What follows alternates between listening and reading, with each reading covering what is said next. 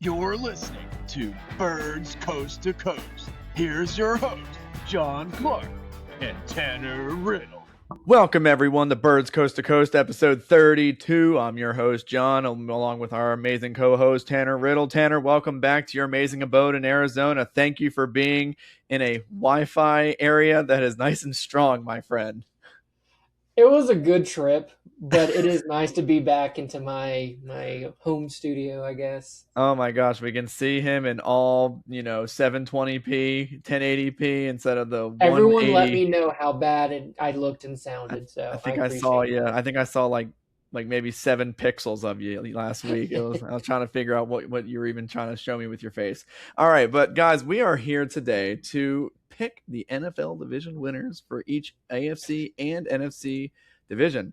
Last week we went over the over-unders for the NFC. The week before we went over the AFC over-unders, and this week we are finally gonna hang our hat on a team and say this is the team that's going to win their division. As well, we're going to talk about each team's each division, their their odds, because each team has odds that are going to be following them throughout the season that are going to be the projection of if they win the division or not. Even though a favorite might be our favorite to win that division, it might not be the team that you want to put anything down if you see some good odds for any sort of betting on any sort of website, So go ahead, get ready to write some of these teams down, because there are some interesting things that I'm about to go over with Tanner here that you may want to pay attention to. But before we do that, Tanner, we officially played tackle football. Tackle American football was played in the United States this past Thursday, and let me tell you, the ratings for that game were better than, guess what? It was like the NBA Finals, Yes. Series, yes. Yeah. And who would have thought it would have come from the Cardinals and the Panthers? That not only was it the insane. top rated amongst all those other sports, it was actually one of the higher Hall of Fame game ratings ever. I think the second highest was, or only it came short of like Cowboys Steelers, which, okay, I get it. And then like the second one after that was Cardinals Cowboys. When I'm like, all right, like I feel like we're in the group of Steelers and Cowboy fans. I don't know, just Cardinal fans. They show up when it comes to a Hall of Fame game. It really just shows how addicted we are to football as a culture here. I mean, yes. these were two small market teams. Now, mind you, if the game finished 13-3, it probably wouldn't have drew as much coverage. I think a lot of people noticed how much scoring was happening and how close it was, like towards the end of the game, and just how, for lack of a better word, how well the two quarterbacks were playing. I think a social media surge kind of caught fire, and a lot of people tuned. I know I was one of them. Like, I tuned in late, like into the game at the very end, and I saw Haynes King drive them down the field and score a touchdown. I'm like, oh, we got some. This is some exciting play from these young quarterbacks. Haynes King was slinging the rock and running, and your guy Carson Beck getting a lot of praise. He played into the second half. Oh, he played a lot more than I thought he would. I was pleasantly surprised. He looked on time. He looked accurate. He looked like he knew where he was supposed to go with the ball, like he wasn't hesitating. A lot of backup quarterbacks on Twitter were very excited about praising him. So, that means they're really going to be something special if they got the Daniels and the Ben Kurtz behind them. Yeah, I mean, don't get me wrong. I didn't want him to look bad. I'm trying to stay measured, though, because what we did see, it looked really good. If you were going to create a quarterback of like, okay, what does a rookie quarterback look like that would succeed in a game like this? It'd be someone like a Carson Beck who has 40 plus games of college experience, right? Yeah. He's going to be as experienced as, like, he started as a freshman at Georgia, right? He made it to multiple, national championship games with two different schools. So like very long seasons. He's a smart guy. He looked good. I mean, it's exactly what you would want to see. Now, is that something you expect to carry over when the competition's a little bit better and maybe the plays are a little less vanilla? I'm not sure I'm ready to take away that, but I saw exactly what I wanted to see. Oh, absolutely. It was such a it was really cool to see how excited I think it was Mike Tirico was to call the ending of that game. I don't know if he called the end of that game, but he was calling that thing like it was the Super Bowl. It was really fun.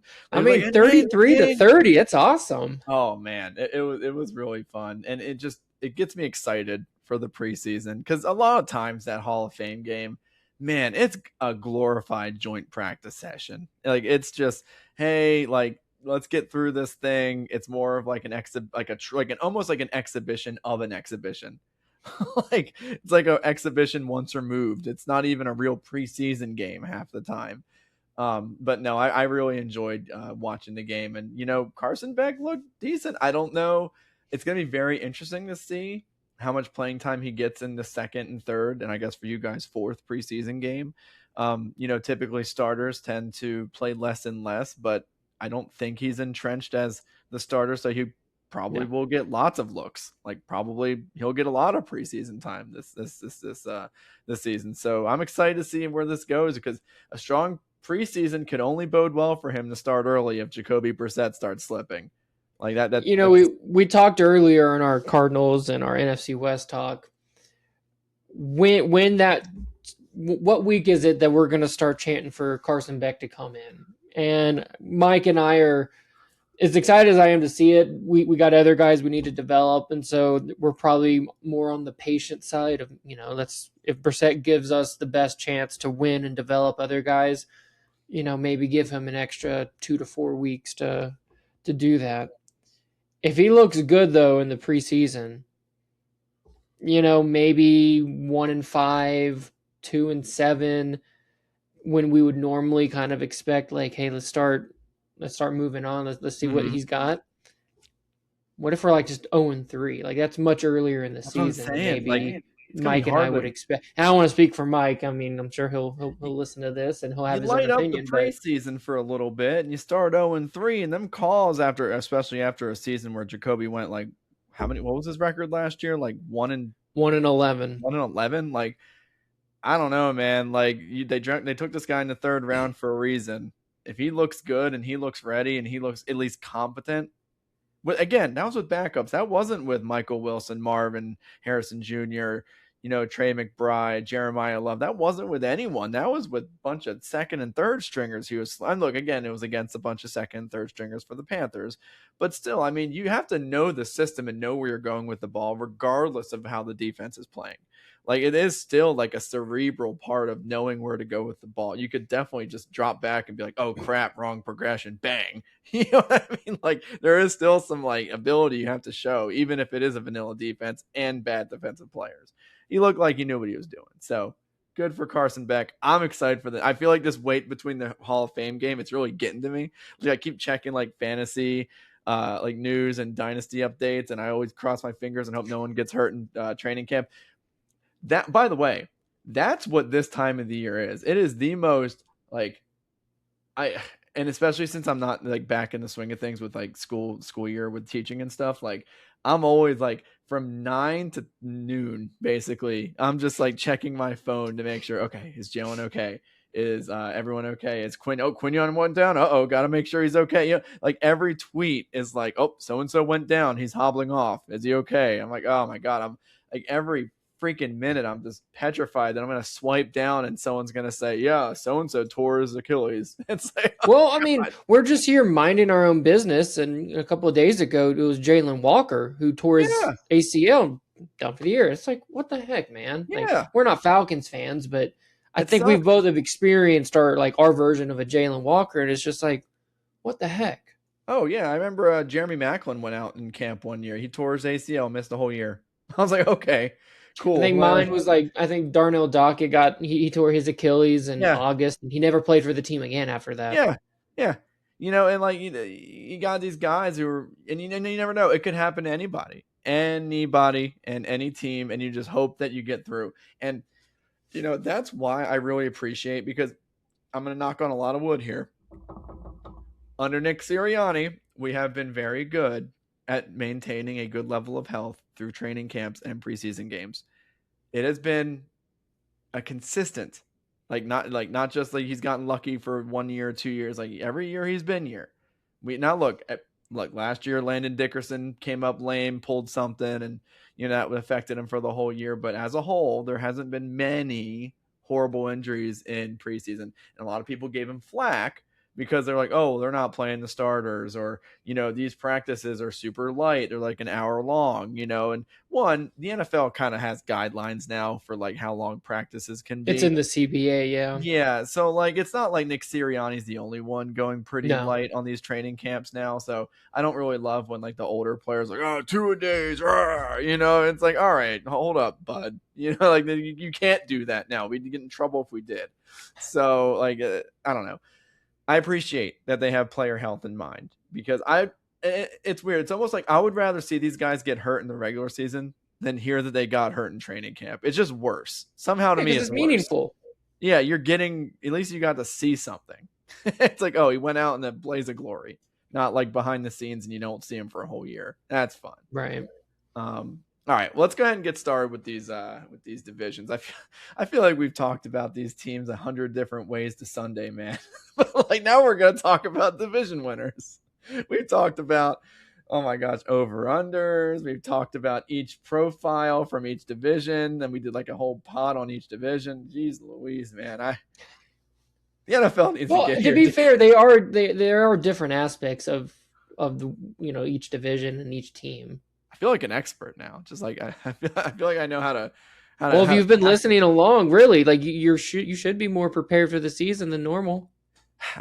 Or we could just talk about the Cowboys, like ESPN First Take does. Like, oh yeah, I'd love to. Who's going to be more informed, the Birds Coast to Coast listener or a First Take listener? The guy who only hears about the Cowboys 5 days a week. You're only going to know how Jerry Jones is thinking.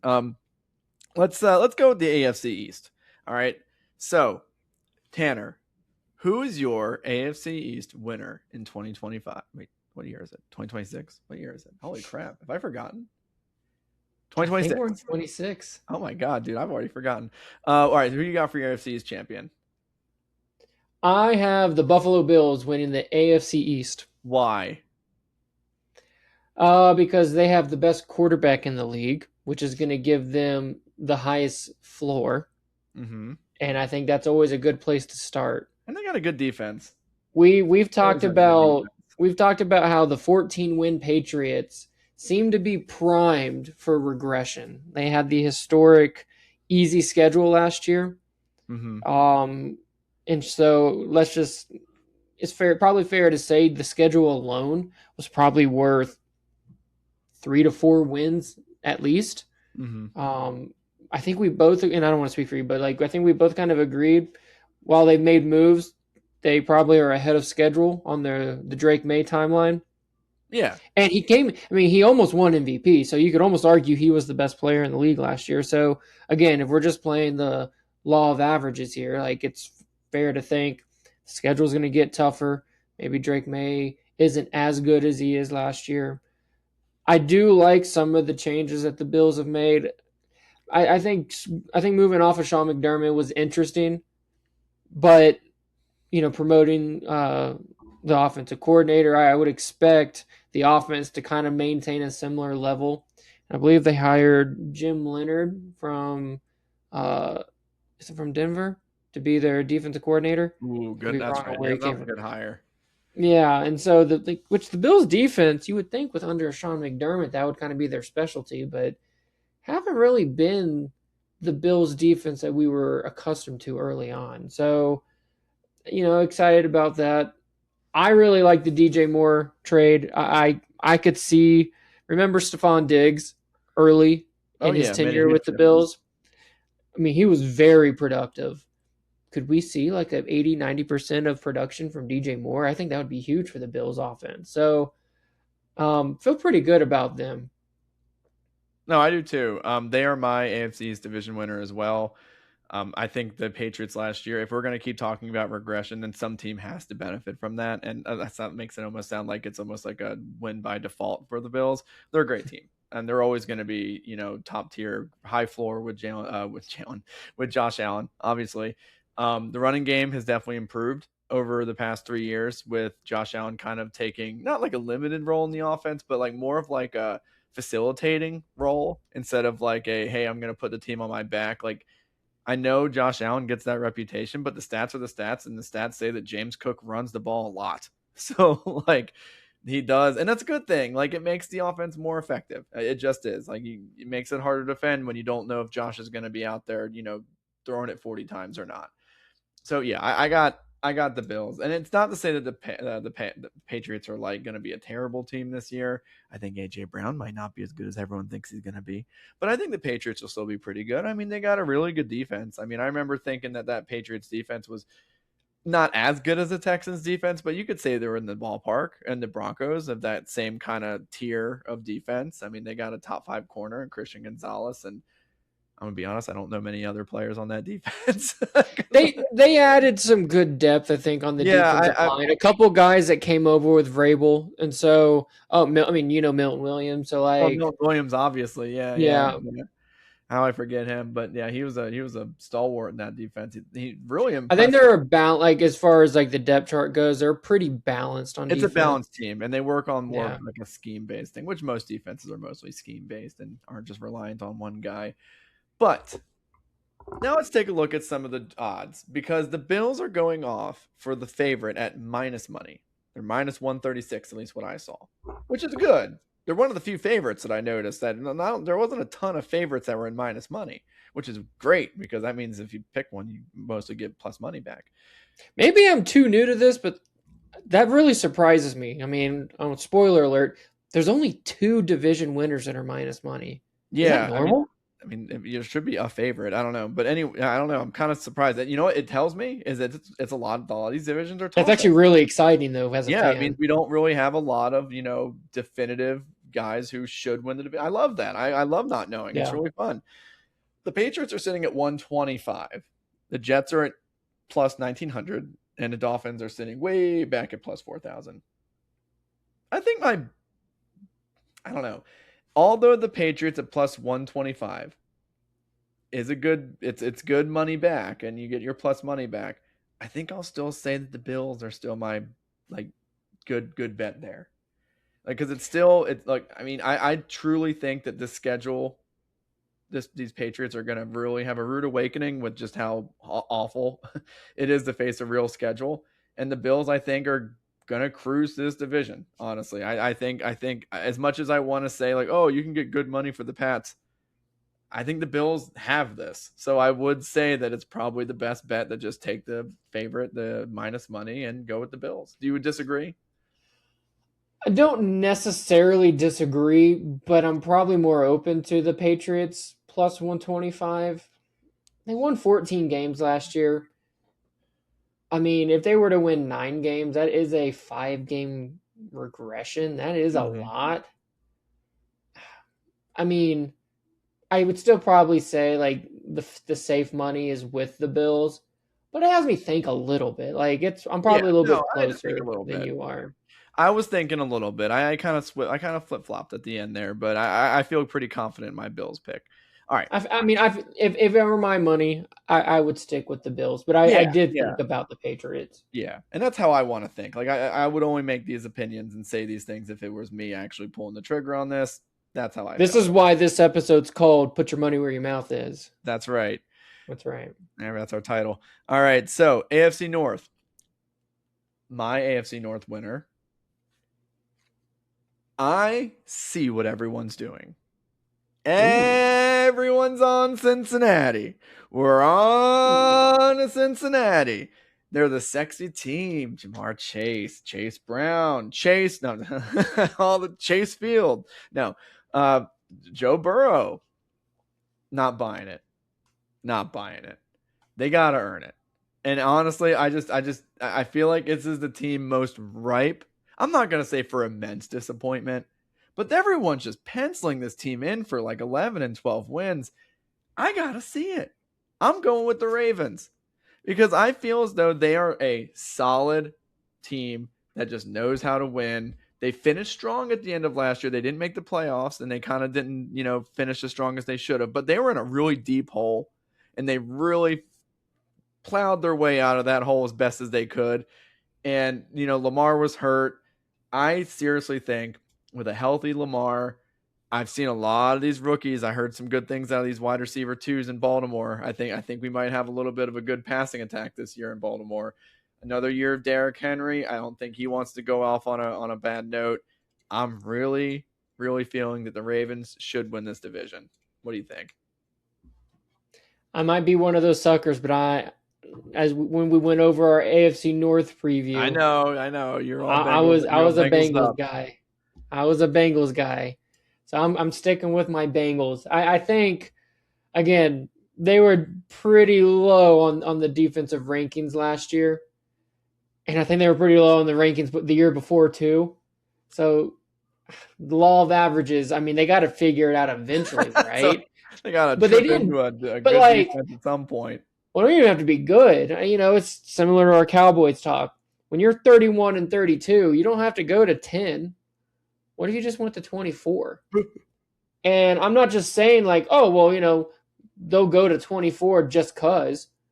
I mean, they did trade for Dexter Lawrence. Oh, he's a force multiplier. It should make right. And they signed I think an edge rusher or two as well. I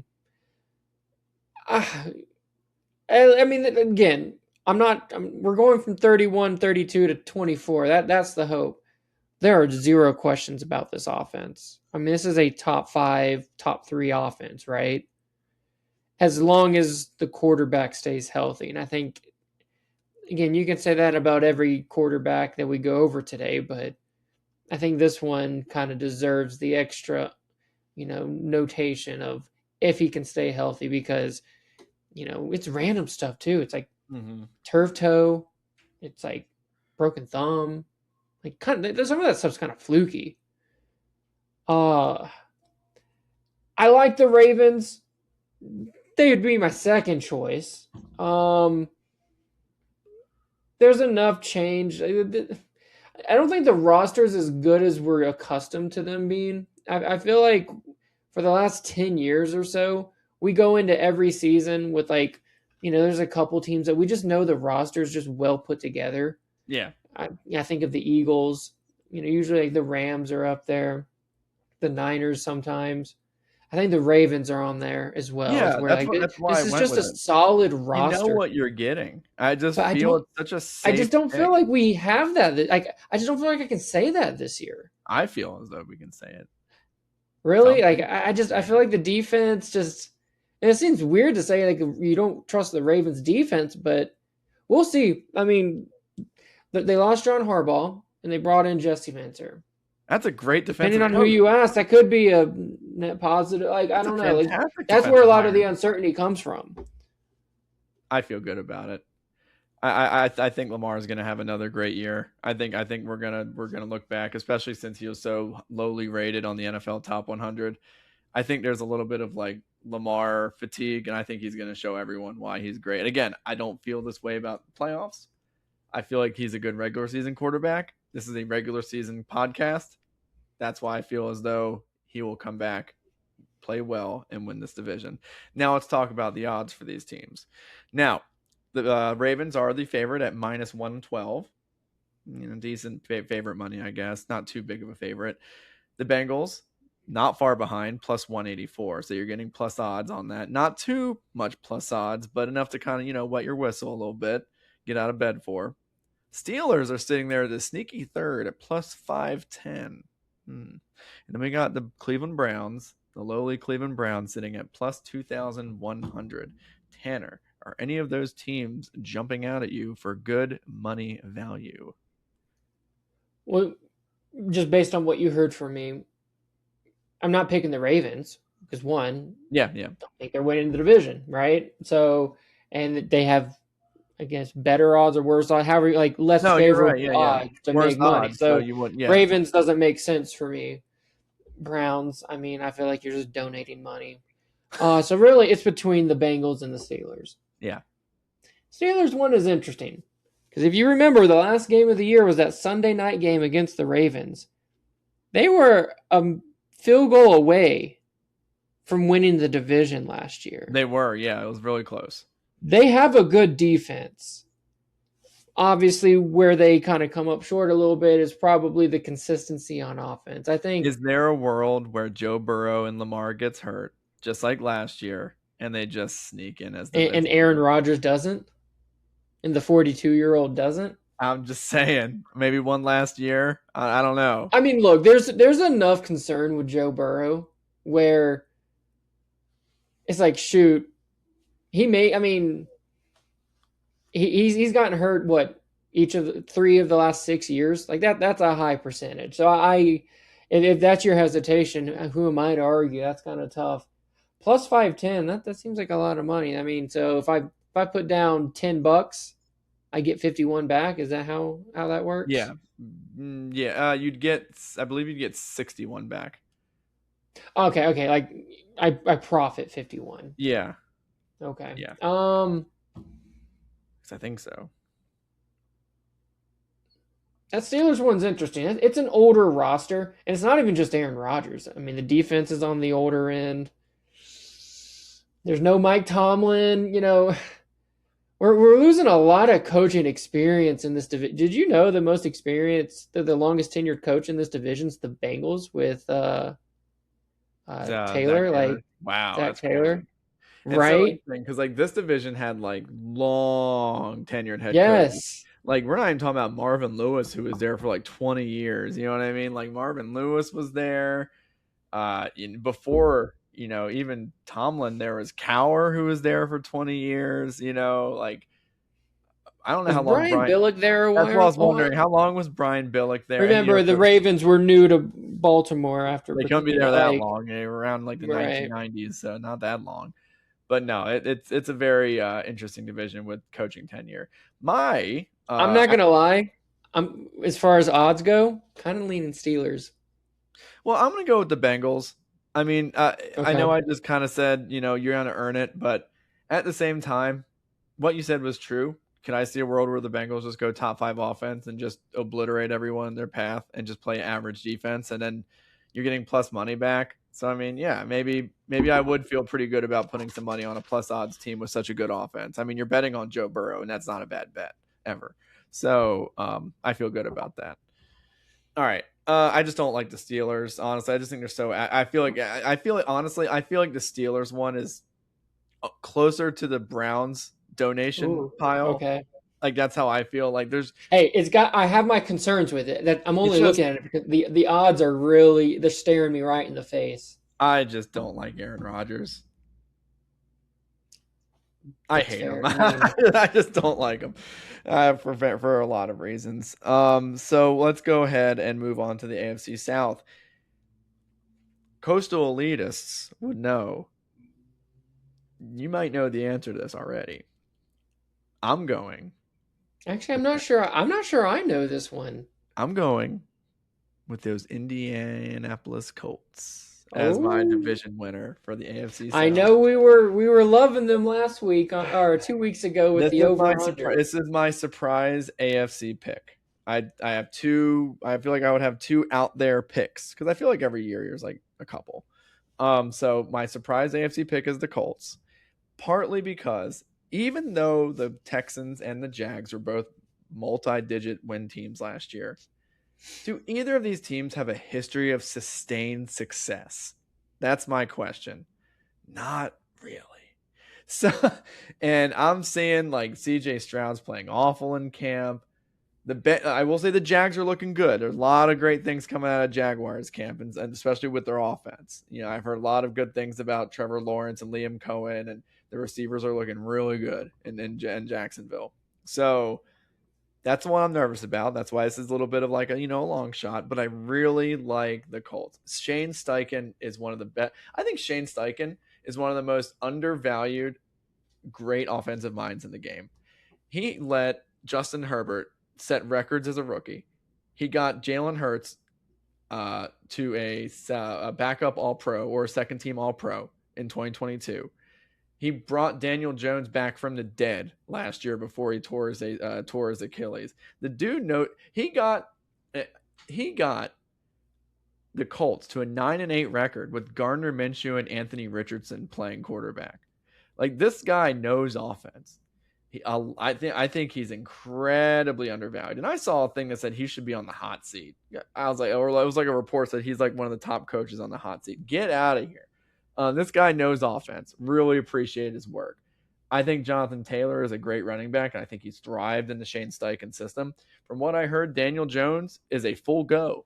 So and you know what? If this was an offense where you didn't have a Jonathan Taylor or a Tyler Warren or, weapons around to support Daniel Jones and a coordinator that knows how to like kind of keep your quarterback safe, I'd be a little iffy on him coming back from an Achilles.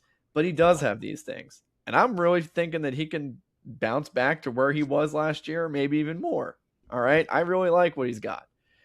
I really like the defense for the most part. It's kind of hit and miss, but I don't think they have to play that great of defense to win this division. I really think that, I don't know. I think the Jags are, the issue with them is just sustained success. Like, I don't really recall the last time the Jaguars have won anywhere near back-to-back 12-win seasons. So like them handling that's going to be a big problem for them. And their schedule's a lot tougher than last year. So that's my pick, the Colts.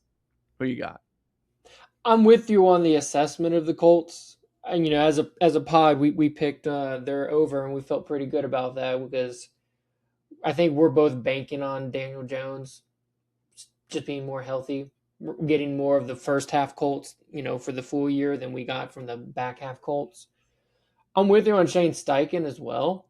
I like a lot of the pieces that they have on offense, but I'm still going to go with the Texans to win the division.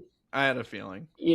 What I said about Josh Allen and having, creating maybe the greatest floor for any individual player, it's kind of how I feel about the defense. Yeah. And I just feel like a defense that good, it kind of sets the bar at like 10 wins.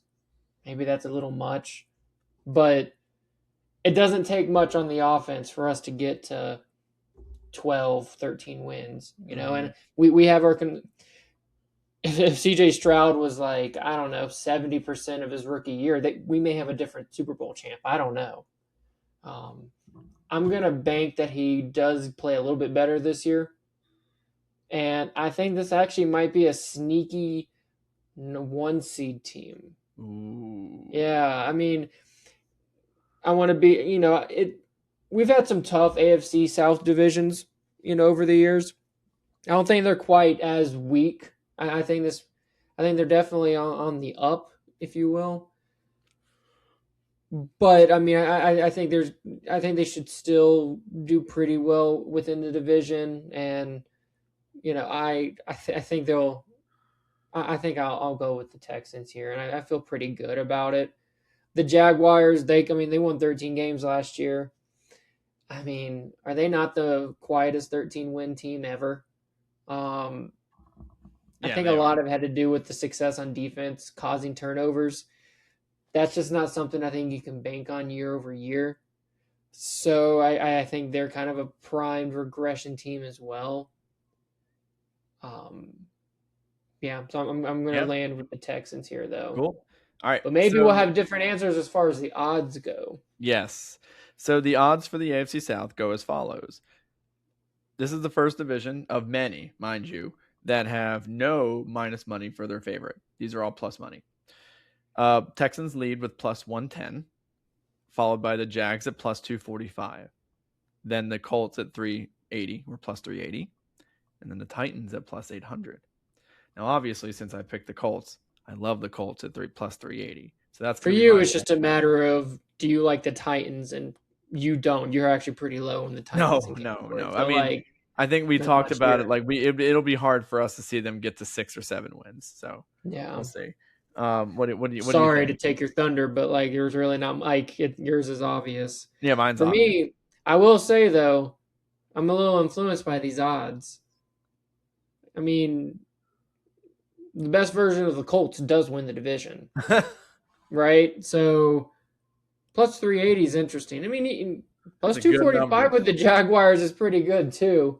I'm kind of looking at either of those. I know I really talked up the Texans, but Am I looking too much at these odds and getting a little too excited, or should I just take the team, hit it down the fairway? I mean, I don't know. That's what I felt about I the think in Bills. honor of the Colts being, one of the coastal elitist teams of this pod, Yes. I think money wise, I might have to put some money on the Colts. Ooh, Yeah. all right, plus 380. We're going. All right. This next division, the AFC West, is fascinating to me. There are so many moving parts. We have the Chiefs coming back with Mahomes. We have Herbert ascending into top 5-ish quarterback, rankings, and you got the Bo Nixes of the world and the top defenses, and the Broncos with the best corner like Pat Surtain, and their season ended horribly because of the broken foot from it was a foot or ankle, right? What did he do? I don't know. He did I something. think he broke his ankle. Yeah. Or foot. I don't know. Something like that.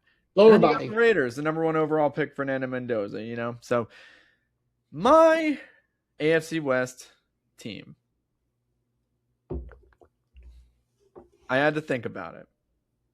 I relented, and I finally just said, you know what? I threw my hands in the air, and I said, you know what? It's going to be the Chargers. I feel like as though I've been kind of selling them a little short these past few weeks in these podcasts, and I don't know. I feel like with the Chargers, this is their year to finally put up or shut up, and for lack of a better word. I know they got a new offensive system, and I don't think it's going to be super easy for Mike McDaniel to just integrate his system into a new offense, and expect, amazing changes in year one. It is a pretty intricate offense, so there will be some growing pains. But I do think by the end of the year, the Chargers will be the best team in the AFC West and have the best record. I think Mahomes is going to slow play his injury coming back. I think they might, kind of not force it a ton with him early on. Might cost them a few games here and there. Maybe they'll lose a head-to-head to the Chargers. Same thing with Bo Nix. I just don't know with that ankle. I love Jalen Waddle as a player. What I don't love is the Broncos' offensive system. Kind of skeptical. And, yeah, I'm kind of skeptical of how they That's a utilize. Hot take. I'm kind of skeptical of how they use their weapons and how they distribute their targets. So I hope Jalen Waddle's used a lot. You sound like a bitter Cortland Sutton fantasy owner. He actually did pretty well last year. He did pretty well last year. I just wish he got more targets. I feel like no, you know what? You'll learn as a Jalen Waddle owner in Dynasty. You'll watch these Broncos. I know you're going to watch these Broncos games. It can be frustrating, very frustrating to see these guys just go into nonsense mode for a whole half and they don't complete passes, or they throw to Troy Franklin of all people. And you're just like, okay. Also have Troy Franklin in fantasy dynasty. Yeah, I know. Yeah. We ain't starting him. But you'll see how frustrating it is to watch this Broncos team. It is a little tedious. They win by their defense, and Bo Nix, he scrambles around, makes some plays, and he's exciting. But I got the Chargers. I mean, that ground and pound for Omari and Hampton, and the exciting offensive weapons that they have, like Ladd McConkey and so many other players that have stepped up, like Quentin Johnson. Apparently Trey Harris is looking great in camp now. So we'll see. There's a lot of players in Chargers world who can make that next step, and I'm looking forward to see what Mike McDaniel can do with all that offense and all that talent, as well as a top 5 defense, mind you. They're a very slept on defense. The Chargers are they the past 2 years have had a top 5 scoring defense, and no one ever talks about them. So I expect them to continue that stellar defense. And heck, with Mike McDaniel at the helm and Justin Herbert, it's going to be tough to unseat them from the franchise, from the division winners. What do you got? Well, I think I've been the president of the Chargers fanboy club. You have been. So it's a pretty easy pick for me. So we're going against the Broncos, who were the 1 seed last year, won 14 games, mostly based off their defense, right? Like you said, they're a defensive-led team, so if they won 14 games, we could probably credit the defense for 10 of them, and maybe, kind of like a steady, consistent offense for the other 4. I don't really see much changing on the defense. I am excited about the Jalen Waddle addition. Honestly, the fantasy impact set aside, since we're kind of focusing on the team aspect, I don't know how that addition makes you worse. Didn't they also kind of have a sneaky, historically easy schedule as well? I Similar didn't to pay the, too close attention to it. I'll take your word for it. I want to say they may have as well, and wasn't talked about as much because the Patriots had the easiest in like a quarter century. Again, personnel wise, you would think they got better. Winning 14 games, it's tough, man. Like it's tough to do it back to back years. But I this is less about me having skepticism with the Broncos and just how high I am on the Chargers. Yeah. They went the entire year last year without their 2 Pro Bowl / All Pro level tackles. Do you not think that changes everything? How many teams get to add 2 Pro Bowl level tackles? Not many. No. And they still made the playoffs. Yeah. And for the most part in that Patriots game, they gave the Patriots a run for their money. I think the Patriots pulled away late, if I remember correctly. Mm-hmm. But so the score doesn't really necessarily represent kind of the competitiveness of that game. But that was your AFC champ that they went toe to toe with. I'm a big Harbaugh guy. I'm a big Mike McDaniel guy, and now they get to pair up. I'm so excited to see what just Mr. Fundamentals and Harbaugh, and then Mr. you know Fun. the right, Mr. and then Fun Mr. and Fun. Mr. One's Fun mental and and one's fun. Yep. And so I can't wait to see what that looks like. It could be a complete disaster. I'm gonna trust that they do figure it out. I've gone the first couple of minutes not even mentioning the Chiefs, which that'd be wrong. I don't even think you even talked about the Chiefs that much either. What's more stable than Andy Reid and Pat Mahomes, right? Again, this Chiefs team, from a personnel perspective, I don't think it's as good as it usually is, and a lot of their stability is just getting older. Like Travis Kelce is not, from a regular season standpoint, he's not as productive as he used to be. Chris Jones is still a really good player, but another year, increased injury risk. Trade away Trent McDuffie. They had to trade guys away like, Trent McDuffie. Eventually, that's going to come back, and, they seem to have been able to, like, make up for these guys. Eventually, on defense, as great as Steve Spagnuolo is, like, it's got to come back and hurt him eventually. Rashee Rice, he's a really good player. Ken Walker. Other than that, though, on offense, they got Kenneth Walker, which that should be exciting for them, but the offense hasn't been the same without Tyreek. No. And I'll get to the Chiefs. I kind of had something planned for the Chiefs. So okay, that's fair. Yeah. So let's go. I'm not. Yeah. It's crazy to completely dismiss them the way I think I am. I didn't even really consider them to win the division. It was between the Chargers and Broncos for me. That's interesting. And I landed on the Chargers because I think this is a really good team. Well, I'm looking at the AFC West division odds. Well, they must think we're crazy because their favorite is the Chiefs. They have the Chiefs at plus 160. So all of our poo-poo the Chiefs, and they're over the Chargers, and Chargers are plus 190. The Broncos are plus 225. Raiders are plus 2,000. Vegas, or at least the market, seems to think that the Chiefs are the odds-on favorite. I disagree. I would go, since I've already said the Chargers. I love the Chargers at plus 190. I don't like the Broncos enough to move off them for only 35, difference. So I'm going to stick with my Chargers. I'm with you. It's a tough call because I do think the Broncos are really good. You said you're hesitant on the offensive scheme. That feels like a direct shot at Sean Payton, who's one of the, offensive gurus in this league.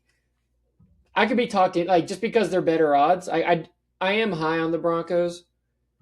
I could be talked into it, but again, it's also the odds are so close. I may as well just go with the team I think is actually going to win. But I can't wait for you to watch. I'll go with the Chargers. Games. I cannot wait for you to watch some of these Broncos games. You let me know what you think. Uh, all right, so let's go to the NFC East. So we got. It's funny you say that. I literally just saw one of the odds change in real time. Actually, I'm the Cowboys and the Eagles just changed in real time. What happened? Like I just saw it flash. No, I mean, like, what happened? Like, did someone get hurt? Oh my! Now the Commanders are. I don't know why it's doing this, but now the Commanders are actually changing. Oh my God! All right, well, why is the whole division? What happened? Check Twitter. All right. Okay. So right now, guys, we have the NFC East, and I'm just gonna go with my birds. I mean, I feel good about a bounce back year from Jalen Hurts. I feel good about what I'm seeing from camp. The Shanahan system that Sean Mannion's introducing. Look, we've talked about the Eagles. Up, down, left, right, black, blue to Sunday, and I feel as though there's no other way to talk about them. Plus, I'm not gonna say the odds yet, but I like the Eagles. I think that it will be a close division. I think it'll be one of those divisions where it's like Eagles get 11 wins, Cowboys get 10. Eagles get 12 wins, Cowboys get 11. Something like that. It'll be really close. It'll be really hard to watch at the end of the year. We're always scared. But I do think the Eagles will somehow squeak out this division and be 3-time champs. What do you think? I'm with you. I'm going to go with the Eagles as well, but you know how I felt about the Cowboys. They're right there. I think your analysis of whatever the Eagles win, 11, 12 games, the Cowboys will just be one game behind, barring any catastrophic injuries. You just know the Cowboys are going to be right there. And I think we're going to be staring at Sean Mannion all season long just to see like how many hitch routes he's calling. We're going to be looking at the offensive line to see what kind of impact losing Jeff Stoutland is, because he was a casualty when it came to getting Sean Mannion right. I mean, that was my understanding. Yeah. So basically, a lot. Has an offensive coordinator ever been on the hot seat before the season even started? Like, this is kind of funny to me, but I don't know. They're high floor team. The defense is going to be really good. That defense is it's going to be so good. I'm so excited, and man. The offense was so disappointing last year that it feels like it can only go up. So give me the Eagles. Think of it. Hey, I'll let you know of a name that's been really rising in these camp practices. Jalix Hunt has apparently taken another step forward and has actually like improved himself even more from last year. The same Jalix Hunt who, in a weird oddity statistical event, led the team in sacks and interceptions last year. Crazy to believe, but it's only because he had Wait, what? Yeah, he led the team in sacks and interceptions last year. Has that ever happened? I'm sure other players have done it in different teams, but yeah, he had 7 sacks, and I think he was tied with the lead for 3 interceptions. Well, I guess it happened with the New York Jets. Yeah. So it was very interesting that and from what I heard from like different camp reporters, that like Jalix Hunt has taken another step forward, another step up, and he's even gotten better at like his rush, his initial jump. His body's like way stronger. Apparently he's bull rushing now a lot better. So apparently we're looking at a good year for Jalix Hunt. Really excited to see him develop into a great player. Maybe he'll push for a Pro Bowl. That'd be really exciting. So let's talk about these odds. And I'm looking at them. The Eagles are at plus 120. The Cowboys are sitting at plus 215. Now, that's what I'm looking at. I don't know what you're looking at. The Commanders are at plus 475, and the Giants are at plus 600. Here's what it comes down to. Yes, I do think the Cowboys are going to be right on the Eagles' tails. I just don't know if going from plus 120 to plus 215 is enough to make me say I like the bet for the Cowboys better. If the Cowboys were sitting at like plus 350, look, I'm an Eagles fan. I bleed green. But at the end of the day, if I see a good deal, I'm taking a good deal, right? Yeah, but that's a different bleeding green in that case. Yeah. You want the money. I just don't see the Cowboys' odds be that far off the Eagles to make me think, I might throw some money on the Cowboys. Not that I ever would. That would make me puke. But if I was not an Eagles fan and I felt this way about the Eagles and I felt this way about the Cowboys, I still got to lean Eagles. I'm interested to see what you think. Is that enough? Is that a big enough jump to say, hey, I'm going to go to the Cowboys instead? Before seeing the odds, I fully anticipated to look at the Cowboys money line and like say, even though I wasn't picking them to win the division, I was expecting the odds to be a little bit with a wider gap than this. Yeah, So too close. I'm kind of with you. The gap wasn't what I thought it was, but man, they're really just like tugging at me. I might do it, but man, it's with a lot more hesitation than I was expecting. Because Yeah. I was expecting I it, get what like you're you said, saying, yeah. 350. So, man, those Cowboy fans are really messing with they must really be putting a lot of money on them because they're messing with my odds. They weren't supposed to be this high. I think they are. Kind of ticks me off. It's hashtag our year. It's podcasts like this that really put them on the map, right? I hate it. No one was talking about them before, huh? I don't know if you check our TikTok comments, you I don't know. Anytime we ever mention the Cowboys, we get like 100 comments saying like, you guys don't know what you're talking about. I'm gonna put my money on the Cowboys, but I'm not as happy about it as I was hoping to be. All right. Moving on. The old North Division. The NFC North. The Tundra. I can't do Chris Berman very good. All right, so who do we got? My division winner for the NFC North is, and I was very close to changing my bet. I was literally looking at the spreadsheet and I was like, I'm going to stay with who I thought has been a high riser. I'm going to pick the Bears. Okay? I'm going to go with the Bears because I believe in the ascension of Caleb Williams. I think the weapons are good. I love the running game, and they have a good defense. I feel as though that Ben Johnson is, again, top 5 offensive mind. You could argue even top 3 offensive mind in the league. I think you can argue that Caleb Williams is a top 3 quarterback in terms of tools, like just tools, like maybe not top 3 period, but, the ability in that man's body could be considered top 3. And another year of development. I mean, you add that level of talent with that level of coaching and these level of players around him. I mean, are we looking at a breakout year for Caleb Williams? I mean, this is kind of like the perfect storm for, calling all fantasy players. I mean, if you want to get a good fantasy quarterback who potentially could be a breakout. Look, it was so funny last year. I got Caleb Williams really freaking cheap in fantasy last year, because everyone's like, oh, Caleb Williams, he paints his fingernails. Oh, don't worry about it. I took him. Dude was great. No one wanted to trade for him, but I ended up with like a top 10 fantasy quarterback. Only problem is in fantasy, when you do one quarterback, a top 10 fantasy quarterback doesn't really get you anywhere because there's 12 teams. So really you have the 10th best quarterback in your league when you have a top 10 quarterback in the top, I don't know. As I keep playing fantasy football, side tangent, is Superflex better? I don't know. I feel like you kind of get a little bit more out of the quarterback when you, I don't know. Aside from the totally different conversation, go Bears. That's what I got. What do you got? That was a bad way to end that argument. I liked everything else, really. I'm also going with the Bears. What was a bad way to... The Go Bears comment was not necessary. Yeah, so I'm going with the Bears as well. Not rooting for them necessarily. I went back and forth between them and the Lions. I don't think I'm lower on the Packers this year. Me too. Than probably most. Yeah. The Vikings, they're definitely interesting. But I'm with you. I think any ascension from the Bears is going to be just because year over year more experienced because they are a young team. Yeah. I don't really think they did too much in the offseason.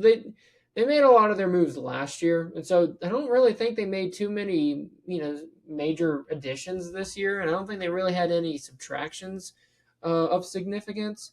I did like the Dylan Tieneman draft pick, the safety out of Oregon in the first round. Rangy, athletic. It felt like this team, though, was primed to make a big move on defense. Go after like a Myles Garrett type, a Max Crosby type. They signed Kobe Bryant. Yeah, and they lost him for 4 to 6 weeks, didn't they? Months. Oh, it is months? Oh, shoot, yeah. That's the season. Yeah, that's definitely disappointing for them. Yeah, it was 4 or 6 months. So from a personnel standpoint, I don't really think they did too much for me to feel better about, but this is a young team, and they were pretty exciting last year. I do think the additional year under a Ben Johnson and the development that could lead Caleb Williams to creating like I'd be excited if I was a Bears fan. I'm not going to discount the idea though that trade deadline comes around. A team like the Raiders is 2-6. They tried to trade him once already. Like, could you not see a Max Crosby type deal to a team like easily. the Bears at the trade deadline? Easily. Flip him a third at that point because they're just desperate to get something for him. They got it 2 first, about 2 months ago for him. I mean, now you're already all right. Like, calm down. Like, you're getting more than a third. So, but for me, it was between them and the Lions. I like the floor with the Lions offense that they give you. But the Bears are the division reigning champs, so I'll give them the nod here. Yeah. All right. So we got the Bears win the division. We're both agreeing in that. Let's take a look at these odds. So leaves us with 2 teams, right? What was that? I mean, based on picking the Bears, that leaves us with 2 teams to odds-wise choose from. Let's look at. So we got the Lions at plus 170, the Packers at plus 225. Somehow the Packers are ahead of the Bears. The Bears are at plus 305, and the Vikings plus 510. The Vikings are a little higher than I thought. So just looking at these best bets. Oh, I really like the Bears. I was thinking about the Vikings, but man, the Bears at plus 300 plus 305 basically. That's really good money. That's really good money for a team that I really think is going to take a leap from a team that already won the division last year. I don't like the Packers, so we can cross them out. And I'm going to be real. I think the Lions have a sleeper cell agent in Drew Petzig who's just going to implode that team from the inside. So I wouldn't be shocked if the Lions have many offensive issues and they really have to rely on just like the talent of those players and not so much the scheme. Because I think it's been proven that Dan Campbell really doesn't know exactly what he's doing offensively. And I think he's just a meathead. I don't think Drew Petzig does either. Well, I think Dan Campbell and Nick Sirianni are pretty much the same guy. I think Dan Campbell just has better pub. But I mean, look at him. I think from an appearance and a sound standpoint, yeah, he just has better PR, but they do the same things. It's the same setup. They don't really coach offense, but they're an offensive coach. Same idea. I could see the Lions kind of taking a little step back to where they might have issues. So I'm gonna go with the Bears plus 305. That's good money in my opinion for a team I already. Yeah, I mean we picked the Bears and the Lions and Packers have worse odds. So really it just comes down to the Bears and Vikings. Yeah. I'm shocked that the Bears are 305. I would have expected them to be more in the 100 range. Yes, I agree. And if that were the case, I'd go Vikings here. I think no, that's right. I thought Vikings for a second. I was and so if the Bears didn't have plus 305 odds, I would be going Vikings. I'm not necessarily picking the Vikings to win the division, but like that defense with the potential of like, could Kyler Murray like kind of put it together and have a similar like 2021 season and win 11, 12 games? Like I don't think that's unheard of. But yeah, the Bears odds are too favorable in my opinion. That's up. Yeah, I agree. I 100% agree. Pick the team that you got actually winning with the third best odds. Seems easy. Yeah. All right, so let's move on to those NFC South teams. We have the Bucks, the Saints, the Panthers, and the Falcons. Here is my surprise for the NFC. I have the Fighting Shucksters. The NFC South winner will be the New Orleans Saints, and I feel pretty good about it. I love the Saints a bunch. I really think this offense is going to be awesome. I think the Buccaneers are a good team. I also think that they are injury prone. Not to say that the Saints also aren't injury prone. I think it'll be between those two teams. I think it'll be close. I think the Saints are going to be one of those teams that takes them one of those leaps forward. I could see them sniffing 9 to 10 wins, and I could see the Bucks just kind of being like 1 or 2 wins behind them. I think Baker's going to play great. I have some question marks about the weapons being able to stay healthy. I feel like every 5 seconds, Ibuka's hurt, Chris Godwin's hurt, McMillan's hurt, everyone's hurt, Bucky's hurt. I don't know. I don't know about the weapons around Baker, and Baker himself has had injury issues in the past. So if I could turn injuries off, yeah, I'd probably pick the Bucks. But man, they just get nicked up so much throughout the year, and it affects them. That's the problem. It affects them a lot. And them going from Liam Cohen to Josh Grizzard last year, they didn't really pick up the whole Josh Grizzard offensive scheme very well, and now they're with a different guy. So it's a new offensive system, third year in a row. I have my questions about the Bucks. Saints are on the rise. That offense got better as the year went on. The Bucks' offense got worse, and the whole team kind of fell apart. I love what the Saints were putting on at the end of last year. I see in camp they're putting that Shuck's looking amazing. Like I keep hearing that Shuck's looking great in camp. So I feel good about this pick. That's my surprise pick for the NFC. Go Saints. So maybe this is not a surprise. I'm gonna stick with the Bucks. I feel like that's the team I just feel the most comfortable with here. Yeah, it's like the Ravens. It's kind of like the whole, Yeah. And again, I don't think this Buccaneers team is as loaded on, from a personnel standpoint as we're used to. I don't like losing Mike Evans. That really bothered me. I mean, I was hoping for the Bucks' sake that he could have had like a Larry Fitzgerald type career, stay with them throughout. Even though he's been battling some injury issues these last couple of years, he hasn't been as consistent as he once was. The Saints are going to be a fun team to watch. I'm excited to see what the offense looks like. They got a lot of fun weapons. Shuck in year 2. I mean, he's already like 35 years old, but like he's in year 2. Hopefully, you see a little bit of progression from the which one did he win? The Pepsi Rookie of the Year? He won one of them, right? He won the Pepsi Rookie of the Year. Yeah. He just announced like 3 days before the actual one, and everyone thinks that's the Rookie of the Year. They're like, what? And then it's like, oh, it's not the real one. Yeah. Hey, it's real to us.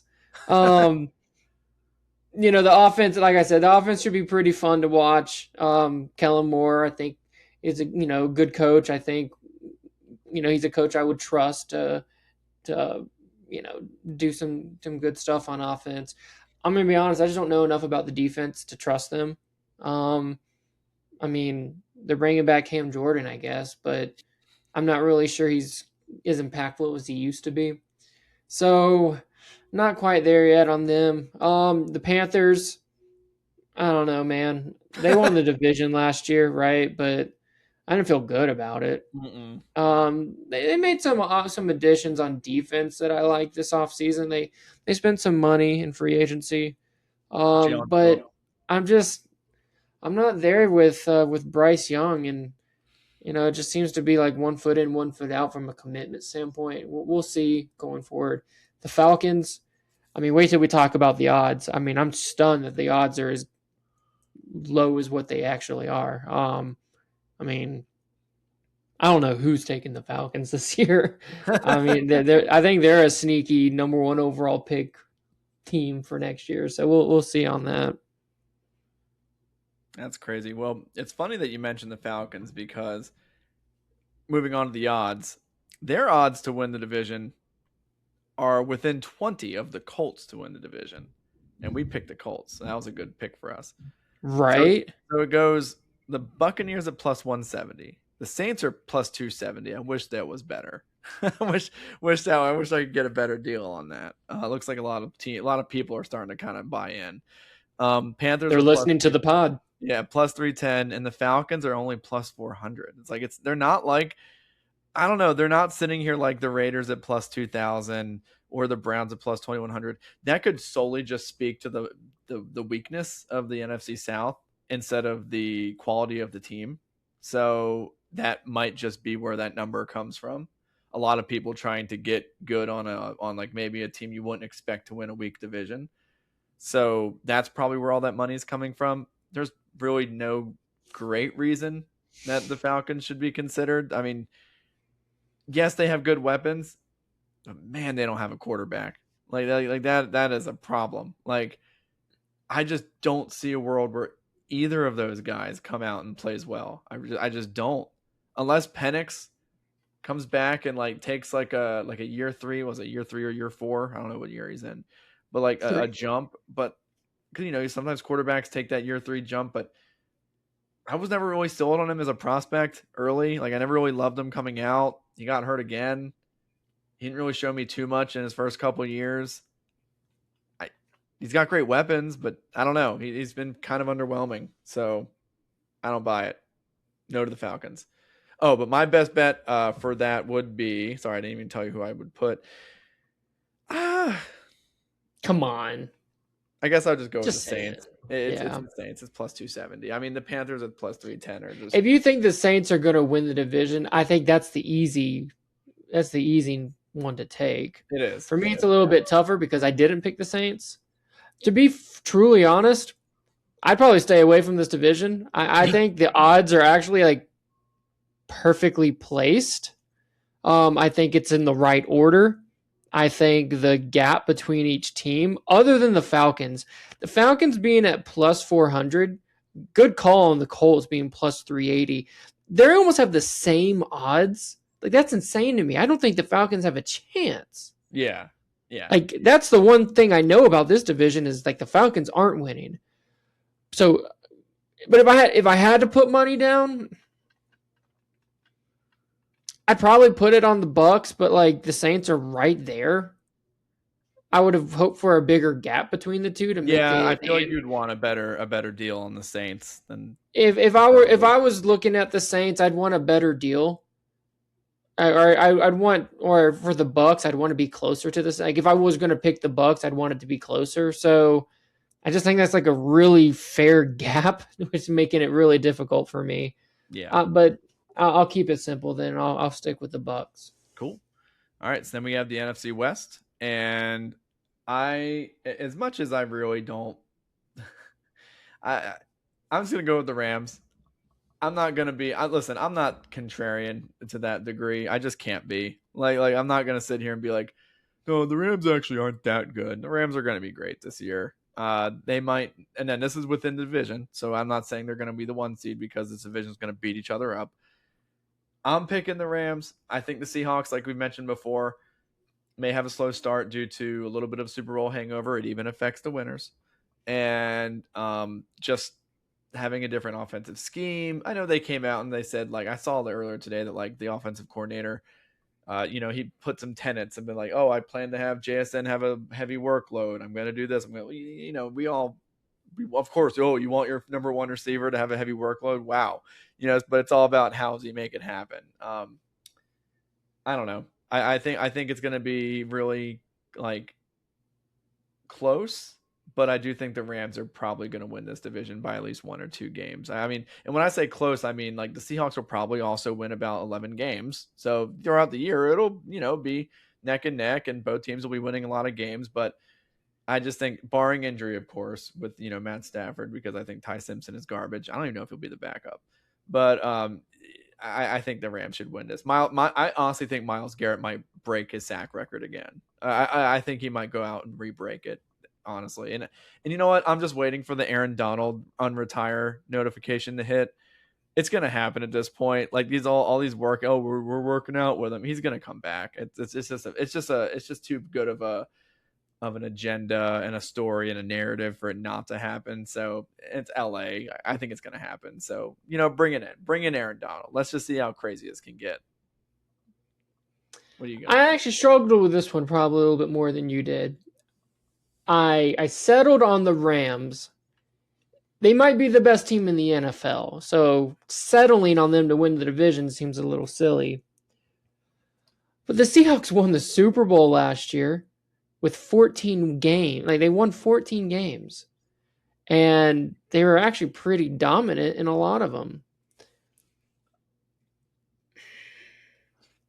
The Rams give me I could totally see a scenario where the Rams, and we don't really see it in football too much, but like, let's say like in the NBA, when like say the Cavaliers, they're going to be good. They kind of cruise and they get like the 4 seed in the East, but they're the best team in the East. If there was a football version of that, just because there's so many less games, that's why we don't see it. But if there was a football version of that, don't you know the Rams would be it? They would completely they would punt on trying to get a top seed, and they would say, "Seeing you in January," right? But because you don't really get that same luxury due to the volume of games, I think they may have, pedal to the metal kind of a mentality. And man, that defensive line is going to be awesome once Aaron Donald signs. Home field matters a lot in football, and I don't know if the Rams would be eager to let the Seahawks get home field for the end, because it's nice to say see you in January, but I don't think they want to go back up to Seattle to play another playoff game. No, because so remember the Seahawks got the 1 seed last year because they beat out the Rams. Primarily due to that Thursday night game. Remember that game where there was that weird 2-point conversion? Yeah, oh yeah. And I think if that actually, if you reverse that call, we may have a different home field advantage team. We may have a different Super Bowl chance. Like, isn't it amazing how such little things could completely change the entire course of the season? So I'm with you. Plus, I mean, not that it really matters, but the Rams, hosting the Super Bowl this upcoming year, they probably want to really keep that on their minds. And that's probably has the slightest bit of motivation. I just think the Seahawks are, I could see a scenario where these are 14 and 13 win teams, and it won't really surprise me, if it's, as long as it's one of them, I won't be surprised either way. I leaned Rams. But is it also crazy that Stafford's back kind of just starts giving them issues, and that's enough to pull them back just a little bit, and the Seahawks up? So again, I sound like I'm picking the Seahawks, but I'll settle for on the Rams. Yeah. So the odds for this is Rams plus 100, Seahawks plus 205. The Niners, not that far behind at plus 305. Not as far as you think. I agree. And the Cardinals, sitting on Pluto at plus 10,000, the largest odds by far of any division for any team. For context, the Dolphins are plus 4,000. Yes, more than twice as far, plus 10,000. So if I put $1 down, I get $10,000 back. Let me double check. If you put $1 down, well, I had to put $100 down to get 10,000 back. If you put $100 down, you would get $100 back. 101 technically. So, if Carson Beck is Dak Prescott, and Jeremiah Love is Ezekiel Elliott, and the Cardinals' offensive line turns into the Cowboys, what year was that? 2016. Offensive line. Mm-hmm. You're telling me I could just make a free $100? What are you thinking? I'm thinking I'm gonna hold on to that dollar. To me, it's just simple. Just because I'm so 50-50 between the Rams and Seahawks, give me the team with plus 205 and not the team with a plus 100. Give honestly, me the Seahawks. I think I'll do the same thing. If it is that, I do feel, even though I did say the Rams are the best team, it wouldn't shock me if the Seahawks somehow ended up winning this division. Again, they're so disrespected. Are they not also going to be motivated? Again, this is injuries, it's age, it's Stafford. These players who are coming back are older. Myles Garrett, Aaron Donald. These guys are on the older side. Puka apparently just got hurt today. Devontae Adams is old. So the Seahawks are definitely the younger team. Sans Sam Darnold, even though he's younger than Stafford. So we'll see. I mean, it could just be the Seahawks who could just easily take this division. I think the Rams should, and I picked them. But I do think if you want to just take better money, plus 205, yeah, I'll go with the Seahawks. I think that's a better bet. So yeah. All right. So we have picked the division winners. Now we're going to round out our playoffs with our wild cards. So let's go back to the AFC. Tanner, who are your 3 AFC wild card teams? Wow, of course, I just clicked out of it. So they kind of had me thinking, like, it was harder than I thought it would be. I'm gonna go with the Broncos. The Broncos one I felt good about because I really struggled with them and the Chargers. So I'm gonna give them my first wild card. The second one, I actually went with the Ravens. I know I felt I may have been a hater on the division talk, but I think Jesse Minter coming from the Chargers and coming back to the Ravens to be their head coach, it makes me feel a little bit better about the defense. And I think that the Ravens are going to have a top 7 offense as long as you have Lamar and Derrick Henry. Sweet. The last one, I'm not even that high on this team, but I just feel like it just is hard for me to see them missing the playoffs 2 years in a row. I went with the Chiefs. Oh, okay. I don't even like them. Like, I don't think they're going to be that great of a team, but I just feel like they're going to mess around, win 9 games, and then they're going to go to Buffalo in, the first week of the playoffs, and Jim Nance and I guess now not Tony Romo, but J.J. Watt are going to call that game. Wait, did Tony Romo get fired or something? Wait, what do you mean? I think he's on indefinite leave. No, because of the DUI? Yeah, J.J. Watt officially took his spot. That's fun. Okay. So I assume if they're replacing him on the A team, then Romo ain't going anywhere. Like, he's not going on a B team, so it's probably going to be permanent. All right, so my wild cards, very similar mindset. I have the Broncos because it was a toss-up between Chargers and Broncos. Even though I felt pretty, like I said, I felt pretty skeptical. I do love the defense. I think they'll get in. I think what you said about the Ravens, and you said the Ravens will sneak in because they're a good team.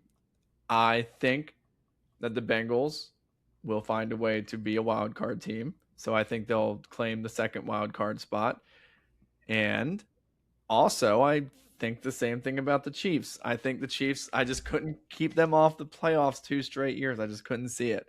I think they'll finish strong. I think Mahomes will find his groove towards the end.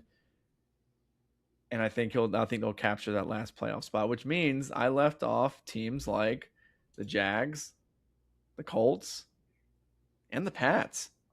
So I left those teams off. So they did not. So those 3 teams did not make the playoffs this year from those divisions. So kind of a little shot. Look, there's turnover, every year. So that's who I got.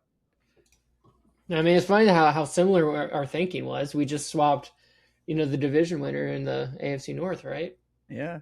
All right, cool. So I'll start with the NFC. Since you started with the AFC wild card, I'll go with my NFC first. So my NFC wild card, Seahawks, 5. I just think whoever doesn't win that division is going to be 5. I do have the Lions winning the wild card. I think they'll get in. Somehow, I think they'll get in. If that doesn't tell you how much I think of this offense in terms of their skill position, I think they'll overcome Drew Petzig. I love Jahmyr Gibbs. I love Amon-Ra St. Brown. I think Sam Laporta is a very underrated tight end. I really think Jared Goff is a much better quarterback than people give him credit for. I think they'll find a way to just guts and guile their way to the second wild card spot. And then I think the Cowboys will be the third wild card. Those are my 3. I think the Cowboys will have a great offense. I think they'll go from like 30th to 24th on defense, find a way to win enough games to get that third and final wild card spot. What do you think? Well, this isn't very fun. Same team, different order. I had the Seahawks, the Cowboys, and the Lions. Very similar analysis, but to be fair, with all of their divisions, I could easily see all 3 of these teams winning their division too. So it only is logical for me to put them as the wild card spots. But we had different NFC South winners. We had different South winners? Oh, no, I'm talking about when we talked about the West, the East, and the North, these 3 teams, I was very split on. I said I could have seen the Cowboys winning the East. I could have seen the Lions winning the North, and I went back and forth with the Seahawks winning the West. Obviously the Seahawks, Super Bowl contender. The Cowboys, we'll see what the defense looks like. Their defense was DFL. Let's just say it stands for dead last, and the F is not for football. And we'll see if they can at least get to that 24 range. And yeah, the Lions. I like your sleeper cell with Drew Petzing. I think they may sneak in spite of Drew Petzing knowing how to get the ball to his weapons. So yeah, so I want to give credit to Jared Goff as well. I mean, I think he's firmly in that 8 to 12 range at quarterback, and that's always going to give you a solid floor. Absolutely. Okay. Good football talk. Now, as always, it's time for the extra point. The extra point. All right, Tanner, I'll start off. So, me and the wife are making chili, and no, it was lunch. Sorry, she had made her. Well, lunch. You can have chili for lunch. No, but it was before that. We were making lunch, and she had sat down, and she's great, and I was very, very excited to have lunch, and she said, "Hey, I'll wait to start eating until you make your sandwich," and I'm like, "Just go ahead and eat." Just go ahead. And I was thinking to myself, I was like, this is, if there was one thing I wish that either didn't exist or didn't make a big deal out of, it's like the whole thing when like you get like at the restaurant table and you're sitting there and like you're with 4 friends and you're the only one who doesn't have a plate and everyone's just kind of looking around. Like we all want to eat. Like I know you guys all want to eat. But like it's really frustrating because I feel bad because if I'm the one who doesn't have the food, or because everyone's been in both situations. You've either been the person who doesn't have their food yet, or the person who does have their food, and we're waiting on one other person. Okay, we've all been in that situation. I feel like it just sucks because like when you're the guy who doesn't have the food, you just feel bad because you're keeping people from eating, right? Whereas when if you're the guys with the food or the people with the food, you don't know how long this is going to take. Like the food's sitting there, at some point I've been there where it's like a long time and you're just like, okay, like you kind of grab like maybe like a French fry, it's kind of nibble, you know what I mean? But like, I don't know. I wish there was a way that we can move past that social construct because it's really awkward. At least I feel awkward at some point for both parts. There's no winner or loser in that situation. I don't know. How do you feel about those moments? I don't know. I wish we could move. You brought me back a little bit. I thought you were going to go in a completely different direction and say, no, we should just make it the standard of like, just eat whenever you get your food. And to me, I disagree with that. Again, it's unfortunate when food is delivered at different times. I feel like restaurants do try to keep everyone on the same schedule. Just recently, I met some friends for dinner, and I was probably a couple minutes after them, but it was just enough minutes to where I probably got my food like 10, 15 minutes after they did. And, I got to the table, and they literally had finished their entire meal. Ooh. And I had just got my food. Now, friends are great, right? They didn't like I wasn't offended. Yeah. And they made it, comfortable for me to like just sit there and eat. But I also would rather not be the only one eating. Like that is weird to me. So I'm with you in how it is awkward or uncomfortable. But until we find like a better solution, if it were the roles were reversed, I'd probably try to wait a little bit, for people to eat or to get their food before I start eating. Like you said, maybe nibble on a fry just to kind of here's my question, Tanner. Would you mind if people started eating in front of you? No, I would. That's the thing, though. Like, I don't. Why is it a problem? I don't want to hold someone else's bag. That's the thing. That's the problem. Like, everyone feels it like it's not a big deal. Or at least I guess. Okay, I can't say everyone, but like, I don't mind if you guys start eating. So why is it a problem if I start eating when you don't have your food? Why do we feel again? I wasn't offended. I wasn't mad. Like 0% any of that. It was a situation. We didn't like get to the restaurant together. You know what I mean? So like, it was a place where you go up to the counter, you order your food, and then you go sit down. They bring it to you. And so like in this scenario, like the restaurant didn't know we were together, and so the timing was just a little off. I feel like you have a different circumstance. Your timing is like way different because you showed up at a different. Yeah. Meals were already eaten, but I'm talking about like everyone sits down, we all order together, and it's just taking a little bit. But that's the case, and that's poor on the restaurant. The restaurant they shouldn't deliver the food differently then. Well, that's what I'm saying. I feel like it's happened a lot, and there's been a lot of situations where I feel like I've seen that where like the food, like I'm waiting for my food, and the way I see it is, if I don't mind, like I would rather you guys eat than me feel like I'm the reason that you guys aren't eating. Like that. That's like I hate that feeling more than you guys just eating in front of me. So go ahead and eat. Like I'm with you there 100%. It doesn't bother me if people get their food and eat. Now like, I don't want people feeling like they're waiting for me. Back. Like I know they're waiting for me. That sucks. Like just guys, go eat your food. It's hot. Like it's good food. Eat your food. You paid for it. You ordered it. Like eat your food. Yeah. I don't know. That's how I feel. It's a weird thing. Okay, go ahead. What do you got? What's your extra point? I'm actually relieved that was your take because I thought when you were talking about Marissa and you guys were making lunch and you say she's great, I was waiting for a huge butt. No. Like, uh-oh.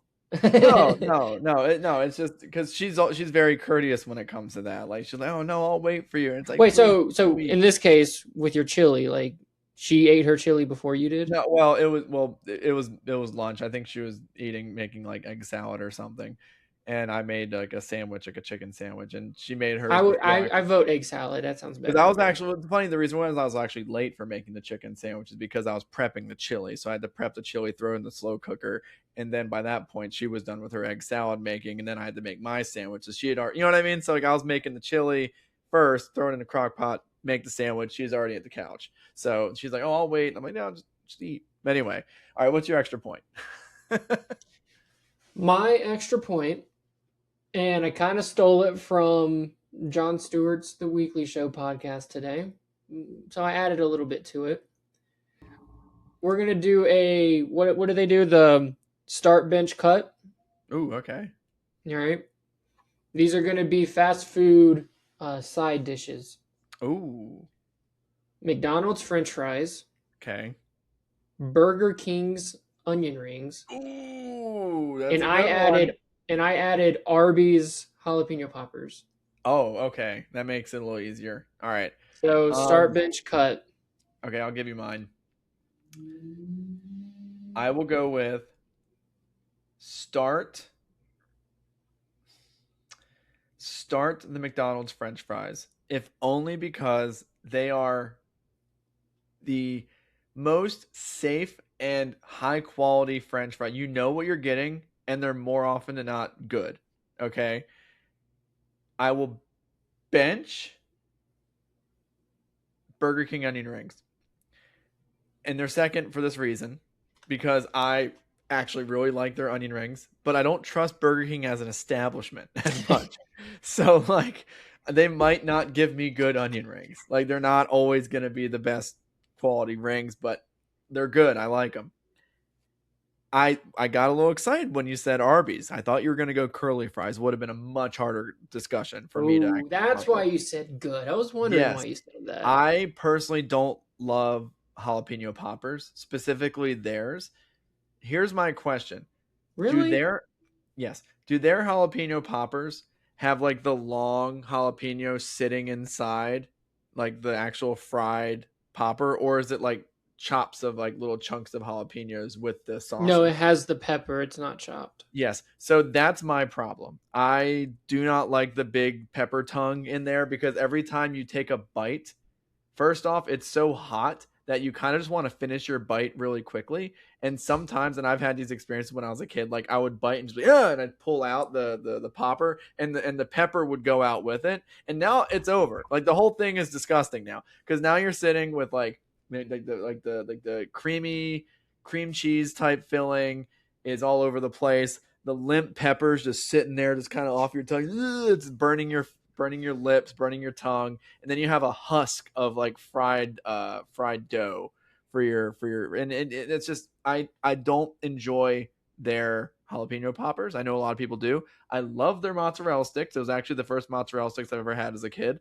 Highly nostalgic item on their menu. Love them. But I do not enjoy their jalapeno poppers, so I will cut them. I will say I've never heard someone call it a jalapeno tongue or a pepper tongue. So I learned something. I just made up. It leans out the top because it's so floppy. It's just, I don't know. So for me, and you didn't even mention it, which was what easily puts it number one. It's got to be the poppers because you didn't say anything about the Bronco sauce. You know what I'm talking about? Fine? Yeah, fine. No. Is it like a cherry, like a sweet sauce or it's something? Like a sweet, yeah, it's, it was your classic, like, sweet and spicy flavor. Okay. All right. And probably more sweet to pair with the spicy pepper. Oh man, that's the best. I gotta try that. Maybe I've never, because I've definitely never tried that combo. And you're saying the food's too hot. Well, maybe if you waited for your friends, maybe your food would cool down a little bit, and you'd enjoy the pepper tongue. So yeah, to me, that's the pepper. That's the S tier. I don't know. That's the S tier side. I appreciate the strong take on it. I actually really appreciate the strong take. I think you're going to kind of disagree with this. Number two, and it's not disagree because it's different than yours. I'm also going with the Burger King onion rings. Wow, you hate McDonald's. Interesting. That's the surprising part. I'm probably cutting the McDonald's French fries. Have you had bad experiences with their fries? People love McDonald's French fries. If we were doing like a French fries contest, I think McDonald's would probably win, right? They're not my number one, but of those three, I put them first. Yes. Right. But if we were doing like a family feud, and you're trying to guess the most popular, we probably go. I'm just not a big fries person. I don't dislike French fries, but growing up, if I had the choice of like just getting like 2 sandwiches instead, I would opt for that. Like I just never went crazy for French fries. I like French fries, but they're just not my favorite. Now, if we want to have like if we want to have like a French fries discussion, we can save that for another debate. But like, I don't know. I could do with it without. The difference, and you brought up a good point. I feel like I know what I'm getting with the McDonald's fries, and they're probably going to be pretty cool. Like when you really think about it, imagine bad French fries, cold, whatever, like whatever the not good French fries are. It's hard for me to really picture McDonald's giving me a bad batch. But if you go to Burger King, could you not see getting like lukewarm? Oh, yeah. Maybe they cheat you. Maybe they cheat you out one. Like I could see that. Those onion rings were made yesterday. I'm assuming that I'm getting a good batch in this ranking. Yeah. And so I'll give them that credit. But you are right. I don't know if I trust Burger King enough. The onion ring sauce at Burger King. There's a sauce? Yeah. Oh my God! You've never see. I thought they were good enough just as is. No, that's funny. Now we both have something to go try. I'll try the Bronco sauce. There's something called onion ring zesty sauce. All right, it's zesty onion ring sauce. Ooh, I think I might know. Okay, it's kind of like a Chipotle, tangy. Yeah. It's pretty good. I used Sounds good to me, dude. I ate a ton of those Burger King onion rings. Like I really like them. Like that's a good item for me. For me to put them too. And listen, on a good day. You got them fryers. You rev up them fryers, and they're looking good. I'm putting them things one. But if they told you, "Hey, sir, can you scoot up? We'll bring your food out to you." Are you not excited because you think you're going to get a fresh batch of onion rings?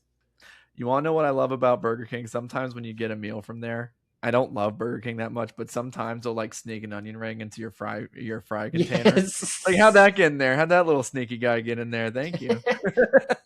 I'm not mad. They don't look the same. They're not even close to the same food. Why are they in there?